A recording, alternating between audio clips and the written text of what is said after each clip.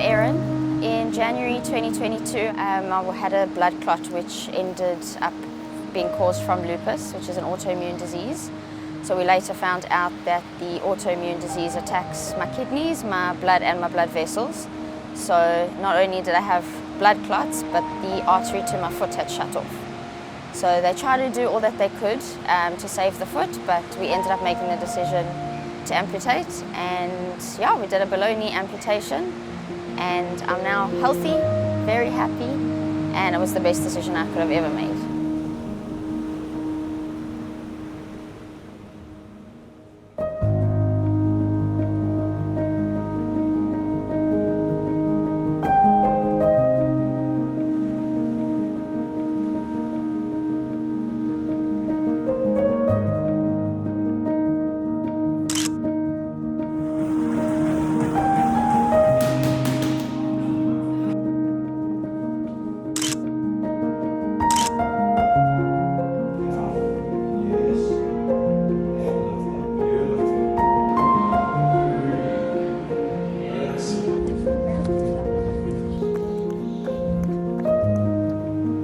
I get to run again. That's just such a grateful feeling. That 2.5 years ago I was lying in the hospital bed not knowing whether I would walk again normally. So every time I hit like a bit of a wall or it was a bit hard, I realized like I get to do this. What a privilege.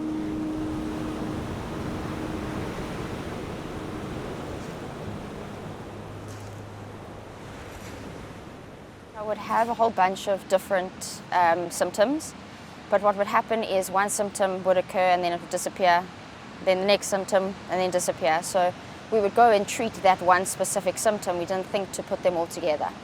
So it started off with, if I remember correctly, I think it started off with a nail fungus, what we thought was a nail fungus. Then it was migraines, and I've always suffered from migraines, so I didn't think that this was anything out of the ordinary. But now what was happening is it would be 2 weeks of just straight back-to-back migraines, to the point of like I couldn't see out my one eye, the pins and needles down the one arm, in my mouth. So it honestly was like stroke-like symptoms. Then I had a really sore cough. Then it returned to joint pain, which we thought I was studying my honours degree, so sitting at my desk too long. They said it was tennis elbow, and I don't play tennis. I thought that was weird. I had a sore foot that went away, significant swelling as well in my ankles. I thought I just need to stop eating as much rubbish as I was. Then I also had significant hair loss as well, which I thought I must have had COVID along the way. So it was just all these symptoms, and I was going to see doctors, but for those single symptoms. And all the blood tests would come back clear, everything was fine, we treated what needed to be treated, and then it would go away.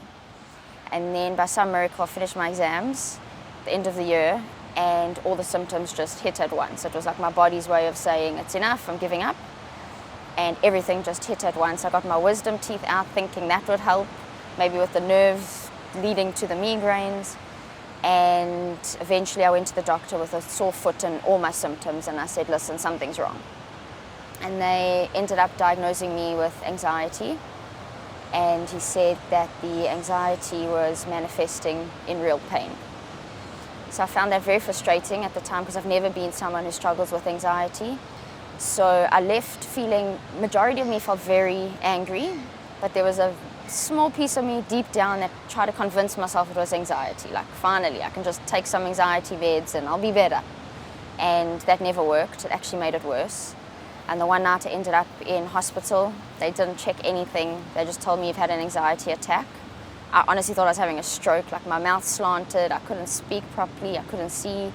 And they sent me home. They said, you've had an anxiety attack. And I remember hobbling out of there, limping out of there, very irritated, very frustrated. You just feel like you haven't been heard. And then a few days later, we went to Sun City for my sister's birthday, stuck my feet in the pool, and the left foot turned black instantly.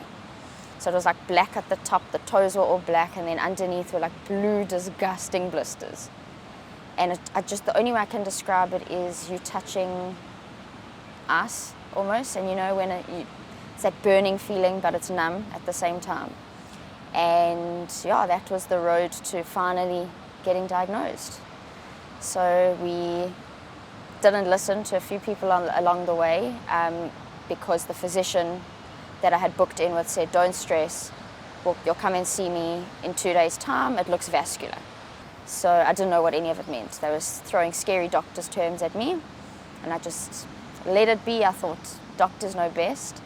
And we went 2 days later and they finally diagnosed me with lupus. So it was a bit of a journey. We started off at one hospital and it really was just delay after delay after delay. No one was listening to me. They kept telling me, can't give you more pain meds. I mean, I was on morphine and the morphine wasn't working. And I kept saying, guys, there's something wrong, it's not working, and they weren't listening. Eventually we did a CT scan and it showed that I potentially could have a clot. So they said they don't have a vascular department at this hospital, so they're going to transfer me to Mill Park Hospital in Joburg. So I had the sigh of relief, like, oh, get me out of this hospital, let's go to Mill Park. And I remember getting transported to Mill Park and just this team of doctors. I had tubes coming out of everywhere, I had wires everywhere. And I don't remember much, but I remember the vascular surgeon. I was lying in the bed and my mom was holding my left hand. And I remember him with some fancy machine over my left foot. And he looked at us and he said, I'm going to do all I can to save this foot. And that was the first time it hit me, like I could actually lose this foot. And I just remember looking at my mom and saying, no, like there's no ways, no, this can't be happening. And I immediately just had this sense of like calm with this doctor. He was absolutely unbelievable. We did an op that night to try and save the leg, and my levels were so low that I couldn't be under anesthetic. And my anaesthetist was chatting to me about work. We were trying to do like geography of who we know that's the same. And my doctor spoke to me the whole time. No pain whatsoever. That one was unsuccessful. Next night we did a big op and they tried to hand pick out the clots and reconnect all the arteries and all that weird and wonderful stuff, which was actually successful, but by that stage the tissues had all died. So that after that operation, the doctor asked, do the amputation or keep this dead leg? And he gave amazing advice where he said, you've got an underlying issue as well. So if you keep this dead leg, you're keeping dead tissue which could potentially leak into your kidneys, and you're going to come running back in a month saying, please, please do the amputation. So I think it was a few hours later, he came back and he asked me what my decision was. And he explained that we can do a neat and tidy amputation. You've got enough space between the knee and the bottom of your leg to fit the prosthetic. So that's what we did. It was a very quick decision. In my mind, it was, let's do this.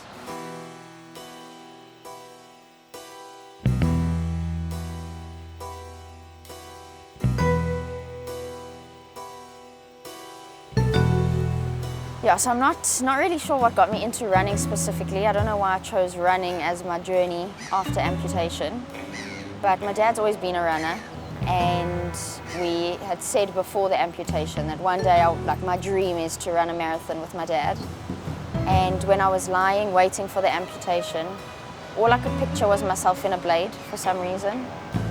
That was what I pictured my journey after amputation being like. Pictured myself getting up, running marathons, doing it for charities. That was kind of the journey that I thought I was going to go on. And I remember we went to the first prosthetist appointment, and he's got like a stand of just feet, all the different feet you can choose from, and at the bottom was this blade. And I remember looking at him and saying, when can I get that?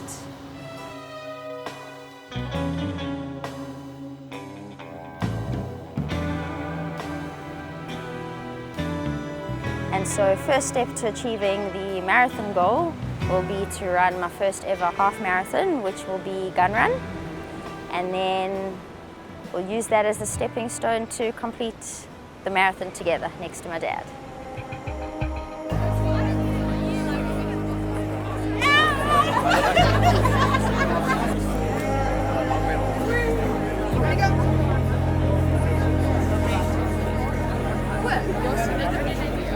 We are about to get the show on the road.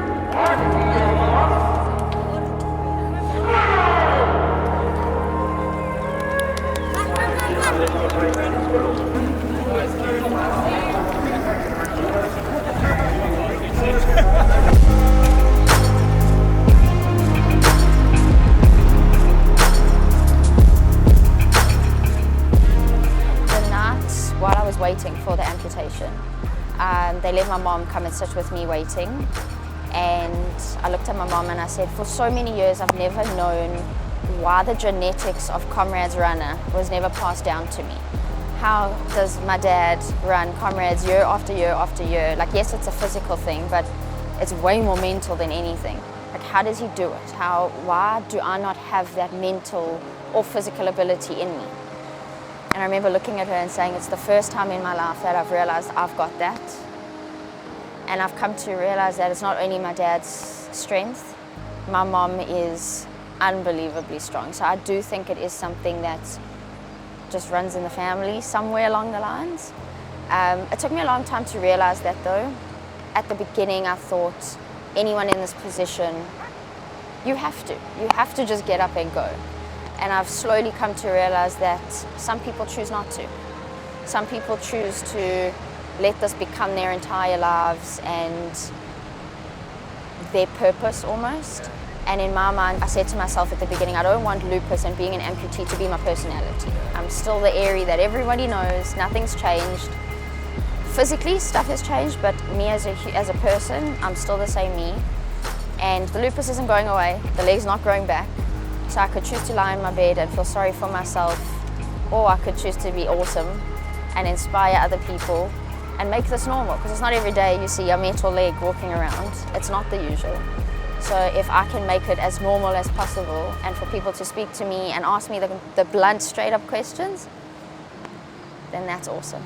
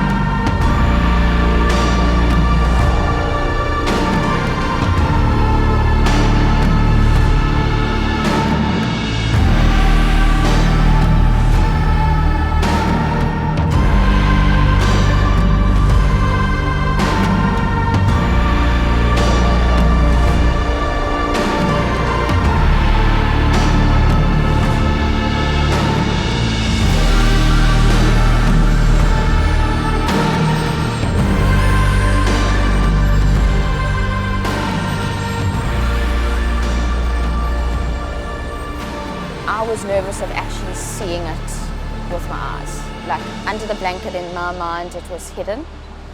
When it really hit me was a few days later when the doctor came to take the drain out and take the bandages off, and I saw skin. And I actually found it very cute. I didn't think it was scary. I thought, okay, this is the new me. It was still so swollen, but it was so neat and tidy. I think in my mind I thought it was going to be this like crime scene looking leg. And it helped me so much. Everyone was so accepting. I remember my aunt walking in, she walked up to me and she kissed my leg. And I remember being like, okay, well, if everyone else is so accepting of it and they don't view me any different, why should I? There were moments where I thought, oh, this is, like, how did this happen? But most of the time I was like, this is my new me. She's very cute, and we named it Stompy.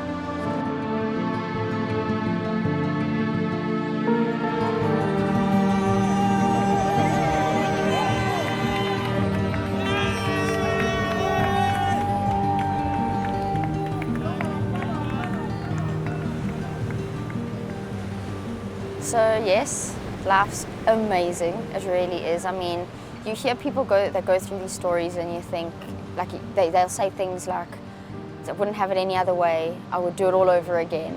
And it's so true. I would not go back to the life I had before. It was amazing, but the life I'm living now is so much better. I'm so happy at work. I'm loving my environment, the people I'm surrounded with. I'm in a really healthy spot with my lupus at the moment, which is a place I didn't think I'd ever get to, being so sick.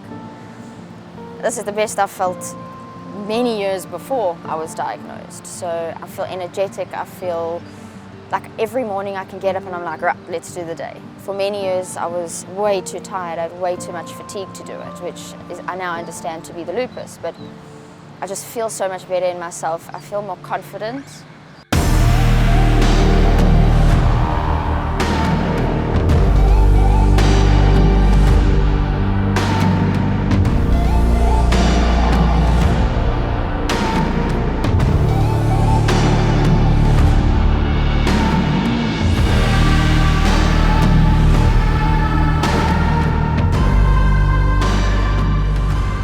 So I remember when I was lying in hospital, someone we know walked into the hospital and gave me a rub on the shoulder and the tilt of the head, and they said, "Oh, shame, Eri, how are you doing?" And I had a psychologist appointment just after on Teams, and I said to her, "I can't do that. Like, I can't do the pity. I don't want the shoulder rubbing. I don't want the head tilting. Like, what do I do?" And the next words that she said to me have stuck with me every single day. She said, "You set the tone." And I remember thinking, what do you mean I set the tone? Like, it's how everyone else perceives an amputation. And she said, if you are positive and you are confident and you allow people to ask the questions and you make it normal, it's normal for everyone else. If you're going to hide the leg and you're going to be embarrassed about it and not want to talk about it, everyone else is going to be uncomfortable and pity you. So if you change the way you go about your day-to-day and you're inspiring and you're confident, everyone's going to pick up on that energy. So if there's one thing I want to leave, one piece of advice is you set the tone.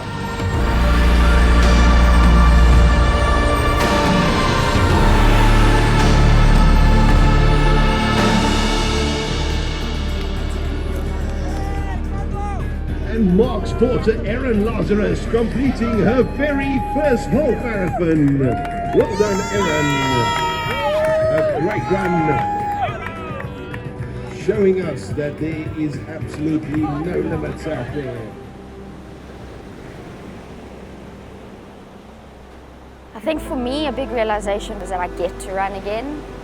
That's just such a grateful feeling that 2.5 years ago I was lying in the hospital bed not knowing whether I would walk again normally, and here I am completing my first ever half marathon. So every time I hit like a bit of a wall or it was a bit hard, I realized like I get to do this, like what a privilege. But words of wisdom for everyone else, that's something that I will continue to live my life by, is you set the tone. I will continue to be happy, confident, embrace this journey and be as open as I can so that this robo leg stompy becomes as normal for everyone as it is for me.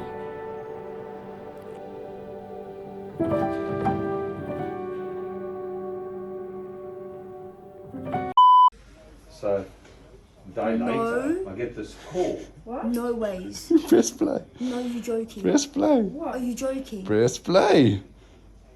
No ways. Press play. No, I'm gonna sob. No ways. Are you... He doesn't say your name exactly right. Oh my god! Wait, please will you video her when she's watching I'm this? already videoing. Oh, okay. Who's that?